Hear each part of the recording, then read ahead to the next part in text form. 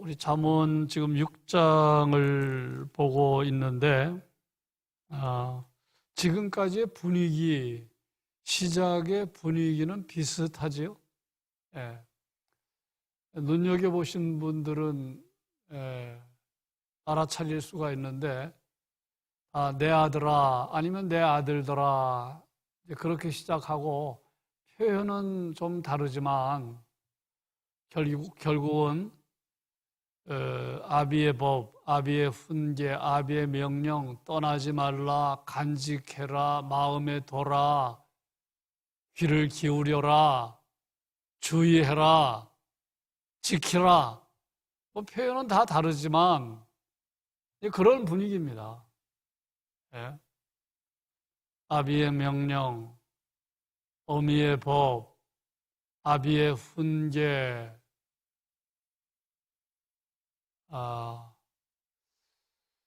그런 것에 귀를 기울이라는 거죠. 귀를 기울이라,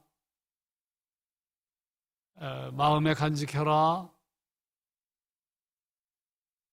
주의해서 들으라, 지키라, 그런 분위기의 말씀입니다. 이미 말씀을 드렸습니다마는 아비의 명령, 어미의 법, 표현은 다르지만 결국은 인간 아버지, 인간 어머니의 법을 지키라는 말이 아니고 하나님의 교훈이 담긴 하나님의 가르침, 하나님의 교훈이 담긴 부모의 가르침에 귀를 기울이라는 거예요. 그렇다면 부모의 책임을 여기서 우리가 알 수가 있는데 부모가 해야 할 일은 뭐냐? 내 생각을 아이들에게 말하면 안 된다는 거예요. 내 자녀라고 생각하면 안 된다는 거예요. 하나님의 자녀다. 하나님이 맡기신 선물이다. 따라서 모든 부모들은 하나님의 법을 가르쳐야 돼요. 부모의 야망, 자녀를 통해서 부모가 대리만족 받으려는 그러한 경향이 아주 농후하잖아요. 내가 성취하지 못한 것, 내가 이루지 못한 것, 그런 것들을 자녀를 통해서 얻고자 하는 부모들이 특별히 대한민국에 많잖아요. 솔로몬의 잠언은 솔로몬의 개인적인 생각, 개인적인 법, 개인적인 훈계를 강요하는 게 아닙니다.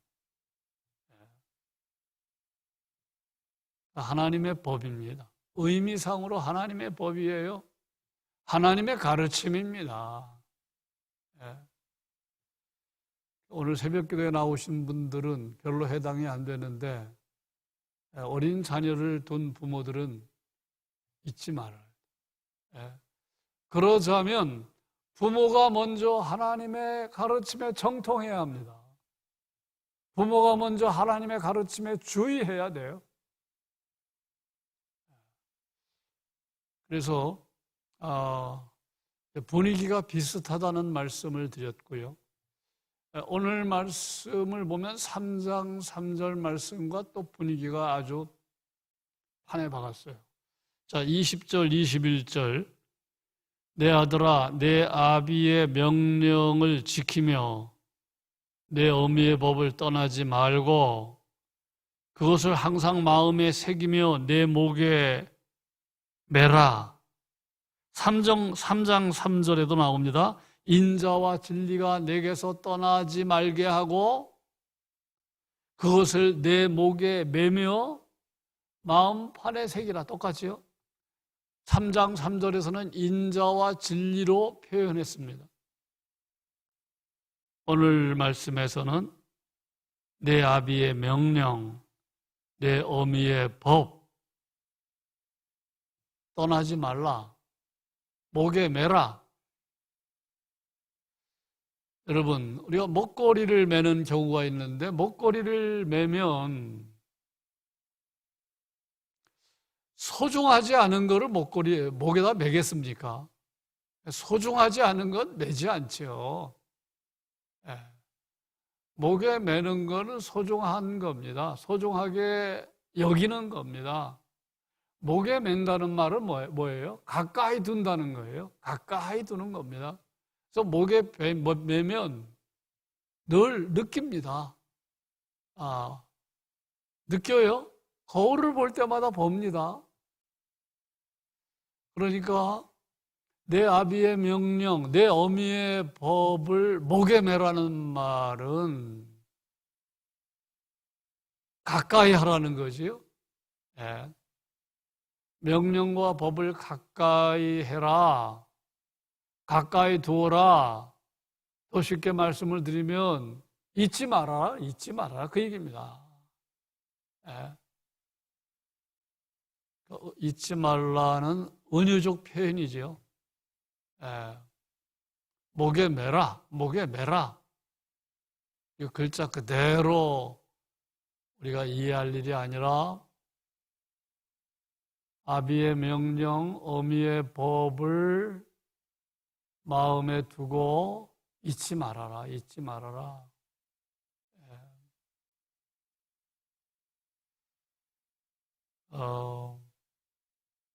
여러분 어떻게 해야 잊지 않겠습니까?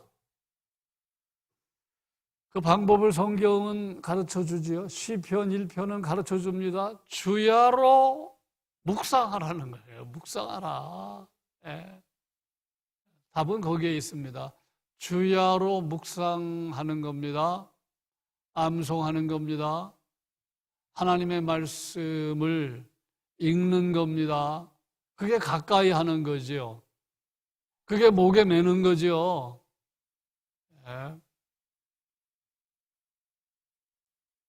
하나님이 나에게 허락하신 24시간 내가 무엇을 가까이 하느냐로 내 인생이 결정되는 거예요. 네. 하나님이 나에게 시간을 선물로 주셨는데 그 시간 무엇으로 가까이 하나? 계속 거리에서 배회하고 도박을 일삼고 게임을 일삼고 이게 참 걱정되는 풍경. 지하철이고 버스고 전부 이 스마트폰을 들여다보고 있는데 그들이 보는 내용이 뭐겠습니까? 정말 소중한 거 보고 있겠어요? 그런 생각 드십니까?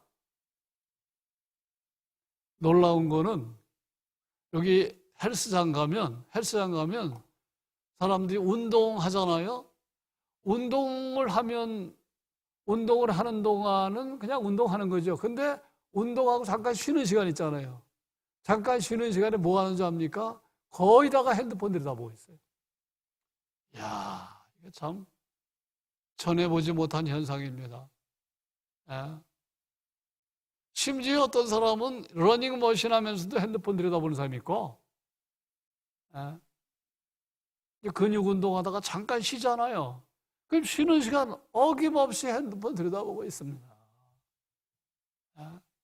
핸드폰을 목에 매는 거죠. 핸드폰을 마음에 두는 거죠. 솔로몬은 말합니다. 내 아비의 명령, 내 어미의 법, 목에 매라. 마음에 간직해라. 어떻게 하면 간직할 수 있는지 성경은 우리에게 제시합니다. 묵상하는 거다, 묵상하는 거다. 주야로 묵상하는. 여러분, 속에 있는 게 나온다는 거 아시죠? 속에 있는 게 나오는 겁니다. 예. 속에 하나님의 말씀을 묵상하고 하나님의 영광을 묵상하고 여러분, 그런 사람은 그렇게 살아가요. 예. 속에 무엇을 묵상하느냐, 무엇을 생각하느냐, 어떤 가르침이 지배하느냐, 굉장히 중요한 거예요. 부지런히 암송하십시오. 금주의 암송요절 부지런히 암송하고 말씀을 묵상하고 그것이 우리의 영혼을 연택하게 하는 것입니다. 자, 이 솔로몬은 하나님의 법, 하나님의 명령을 가까이 할 때 세 가지 복을 받는다. 첫째는 그 명령과 복이 내 삶을 인도한다는 거예요. 두 번째는 보호를 받는다. 세 번째는 말을 걸어온대요. 세 가지 이야기했어요. 자, 그 내용이 어디 나옵니까? 오늘 말씀. 그 명령과 법을 의인화시킵니다. 의인화시켜서 22절 같이 읽겠습니다. 22절. 그것이 내가 다닐 때에 너를 인도하며 내가 잘 때에 너를 보호하며 내가 깰 때에 너와 더불어 말하리니. 예. 하나님의 명령과 하나님의 법이 나를 인도한대요. 하나님의 명령과 하나님의 법이 나를 보호한대요. 하나님의 명령과 하나님의 법이 나에게 말을 걸어온대요. 이런 복. 예. 여러분, 우리가 하나님의 명령, 하나님의 교훈을 가까이 하면 하나님의 교훈이 내 삶을 인도하는 겁니다. 내 삶을 인도하는 거예요. 예. 그러면 회개하며 살게 되고 평강을 경험하게 되고 하나님의 뜻을 이루는 삶을 살게 되고 복의 통로가 되고. 예. 근데 하나님의 말씀이 우리 안에 거하지 않으면 욕심이, 타락한 본성이 내 삶을 주장하므로 우리의 삶은 결국은 불행을 경험하는 것입니다. 보호를 받는답니다. 밤에 잘 때 보호를 받는다. 아주 상징적인 표현이죠. 여러분, 우리가 하나님의 가르침을 늘 마음에 두고 살면 악한 데 빠지지 않잖아요. 예? 악한 데 빠지지 않으니까 악에서 보호를 받는 거죠. 예. 우리의 자녀들에게 더없이 중요한 것은 하나님의 명령, 하나님의 법도임을 우리가 깨닫게 됩니다. 제가 그래서 일찍 예수님을 믿고 교회 생활한 게 얼마나 감사한지. 잘못된 길이 세상에 얼마나 많아요? 악한 일들이 얼마나 많아요? 그리로 나아가지 않았어요. 보호를 받는 거예요. 그러니까 말을 또 걸어온대요. 여러분, 우리가 하나님의 가르침을 가까이 하면 말씀이 자꾸 생각나는 거예요. 말을 걸어오는 게 그거잖아요. 말씀이 자꾸 생각나요. 말씀이 자꾸 떠올라요. 내게 말을 걸어오는 거죠.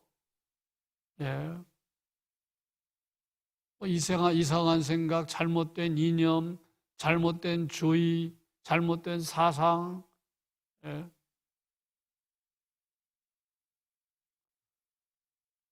지금은 포스트 모더니즘이 지배하는 사회라고 학자들은 말합니다.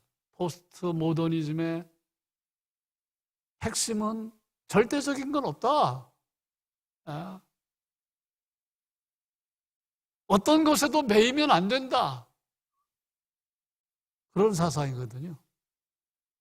그래서 기존의 형식을 다 타파해버리는 겁니다. 건축물들 같은 거 보면 옛날의 방식이 아니에요. 안과 밖이 도대체 이게 뭐하고, 그리고 막 예술 분야에도 나타나고 건축 분야에도 나타나고 모든 분야에 포스트 모더니즘이 지배합니다. 우리 아이들이 다 거기서 노래에도 나타나고 음악에도 나타나고 예술에도 그림에도 건축에도 절대적인 거 없다. 모든 형식, 제도 거기에 매일 필요 없다. 자꾸 타파해야 된다. 여러분, 그런 생각이 늘 나에게 말을 걸어온다고 생각해 보세요. 예? 뭐, 뭐, 뭐 남자와 여자가 만나서 가정을 이룬다고? 그런 것도 다 타파야 된다는 거예요. 예. 좀 무서운 세상을 살고 있습니다. 근데 하나님의 명령과 법도가 말을 걸어오고, 하나님의 명령과 법도대로 살아서 예? 악한 데 빠지지 않으므로 악에서 보호를 받고 예? 인도함을 받는다는 것. 그래서 솔로몬은 그게 바로 생명길이다. 하나님의 명령과 법도는 그래서 등불이고 빛이고 결국은 생명길이 되는 것이다 라고 이야기했어요. 23절이 그 내용이지요. 대저 명령은 등불이다. 법은 빛이다. 훈계의 책망은 생명길이다. 생명길이다. 예. 그래서 엄청난 이야기를 하고 있는 거예요. 하나님의 가르침을 배우고 하나님의 법도 안에 거하고 그러면 등불을 경험하고 빛을 경험하고 결국은 생명길로 가는 거예요. 생명길로. 옛날 군대 생활할 때 생각나는데 제가 전에도 말씀을 드렸습니다. 그 밤에 산길로 행군을 많이 했어요. 정말 어렵죠. 밤에 캄캄한 밤. 여러분 그 강원도 깊은 산골 칠흑 같은 밤을 밤에 군인들이 한 줄로 행군을 합니다. 그게 가능했던 이유는 뭔지 아십니까? 불이 없어요. 빛이 없어요. 등불을 켜는 게 아닙니다. 앞에 가는 동료, 병사, 철모 뒤에 희미한 야광판이 있기 때문에. 그 야광판. 막 급하면 군인들이 그 담배 그 용지, 은박 용지 있잖아요. 그런 것 정사각형으로 잘라서 붙입니다. 그럼 그게 야밤에, 캄캄한 밤에 그게 빛을 이렇게 발해요. 그거 없으면 막 낭떠러지로 떨어지고 죽음의 길로 들어가는 거죠. 그 빛이 야광판이 생명의 길로 안내하는 거예요. 지금 솔로몬은 말합니다. 아비의 명령, 어미의 법. 다시 말하면 하나님의 명령, 하나님의 법인데 등불이다. 빛이다. 생명길로 나가게 하는 것이다. 그러면서 특별히 젊은이들, 아들들이 받는 유혹의 대표적인 예가 무엇인지를 제시하는데 그거는 이방 여인, 음녀들의 유혹이다. 이제 그 이야기를 이렇게 하고 있죠. 이방 여인, 악한 여인, 음녀라는 표현이 나오는데 젊은 아들들 특별히 받는 유혹이 무엇인지 이제 구체적인 예를 예시해 주고 있는데 하나님의 명령을 마음에 두고 살고 하나님의 법도를 가까이 하고 살면 여기서 다 유혹에서 이긴다. 그런 내용입니다. 만일 유혹에 넘어가면 명령을 가까이 하지 않고 법도를 마음에 두지 않고 삶으로 유혹에 넘어가면 경제적인 손실이 엄청날 거다. 그리고 영혼이 망할 거다. 부끄러움과 수치를 당할 거다. 그 이야기를 하고 있습니다. 그 재산을 엄청나게 탕진할 거다. 허랑방탕할 거다. 정말로 그렇지요. 남자들이 유혹을 당하고 바람을 피우고 그러면 나중에 오늘날은 더하죠. 예? 엄청난 경제적인 손실, 영혼이 망하고 정신이 황폐해지고 가정이 깨지고 수치를 당하고 부끄러움을 당하고 그런 이야기가 오늘 말씀에 나옵니다. 26절을 보시면 음료로 말미암아 사람이 한 조각 떡만 남게 된대요. 한 조각 떡만 남게 된대요. 엄청난 경제적인 손실. 또 26절 음란한 여인은 귀한 생명을 사냥한다. 그런 표현을 하고 있고요. 32절 보시면 여인과 간음하는 자는 무지한 자라 이것을 행하는 자는 자기의 영혼을 망하게 한다. 영혼이 망한다. 영혼이 망한다. 예. 여러분 내연녀를 두면 영혼이 망하는 겁니다. 내연녀를 두면 바람을 피면 영혼이 망하는 겁니다. 그리고 무슨 이야기 하나요? 33절 상함과 능욕을 받고 부끄러움을 씻을 수 없게 된다. 그래서 이제 이 솔로몬은 그 아들들이 받는 유혹을 구체적으로 예시한 것인데 내가 받는 유혹은 뭔지 나는 어느 유혹에 약한지 우리가 스스로 물어볼 필요가 있죠. 대부분의 사람들이 약한 게 뭔가요? 물질입니다. 물질. 그래서 성경은 더러운 이득 조심해라. 더러운 이득. 오늘 여기까지 말씀을